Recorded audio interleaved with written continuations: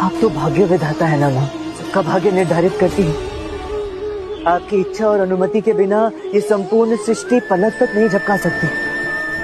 फिर पापी और कुकर्मी क्यों सदैव सुखी रहते हैं और हम जैसे निरपराध साफ सुथरे आपके आदर्शों का पालन करने वालों की परीक्षाएं कभी समाप्ति नहीं होती? हमें क्यों हर बार बार सदैव अपनी श्रद्धा, अपनी भक्ति, अपनी अच्छाई, अपनी भलाई सिद्ध ही करते रह जाते हैं माँ? ये सारे कष्ट, ये धिक्कार, ये तिरस्कार, ये ठोकरें, ये घृणा, ये हमारे हिस्से क्यों आते हैं माँ? लंकापति रावण, संसार का सबसे अहंकारी और शक्तिशाली मानव, वो भी तो सुखी ही समझता था ना स्वयं को। पर परिणाम क्या हुआ? अहंकार और मद के नशे में चूर एक ऐसा राजा हिरण्यकश्यप, जो भगवान की मूर्तियों को तोड़कर स्वयं को भगवान घोषित कर चुका था। उसे भी यही लगता था कि उसका कोई कुछ नहीं बिगाड़ सकता। वहाँ अमर है, अजर है, अमिट है, उन्हें कोई नहीं मार सकता।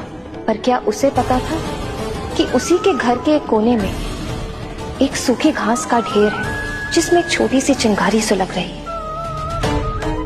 उसका अंत उसी के घर में जन्मा, विष्णु भक्त प्रहलाद के रूप में। अर्थात जितना बड़ा अहंकार उतना बड़ा सर्वनाश, जितने बड़े कुकर्म उतना बड़ा श्राप। अब ये सारी परीक्षाएं केवल उन्हीं व्यक्तियों के जीवन में क्यों आती हैं जो सदात्मा हैं, निष्पाप है, निष्कलंक है? प्रभु श्री राम सबसे बड़ा उदाहरण। उनसे बड़ा युग पुरुष, उनसे बड़ा पुरुषोत्तम भला कोई हो सकता था? किंतु उनकी परीक्षाएं कभी समाप्त ही नहीं हुई। एक जाती रही, दूसरी आती रही।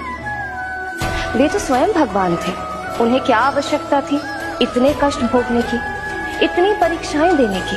पर उन्होंने ये सब सहा, क्योंकि वो जानते थे कि कोई भी अपनी नियति से नहीं भाग सकता और एक राजा का कर्तव्य उनकी नियति थी, जिसे निभाना उन्होंने अपना परम धर्म समझा। उदाहरण बने कि जब प्रभु श्री राम जैसे परम पुरुष, परमवीर धनुषधारी नियति का सम्मान करके उसका अनुसरण कर सकते हैं, तो रामा क्यों नहीं? परीक्षाएं मनुष्य के भीतर के अहंकार, मनुष्य के भीतर के रावण पर नियंत्रण रखती है रामा, जिसका अंत सदैव कल्याणकारी ही होता है। कठिन समय का सबसे अच्छा मित्र है साहस। साहस ही है जो मनुष्य को हर विपत्ति से निकाल लाता है। उसे मत खोना रामा।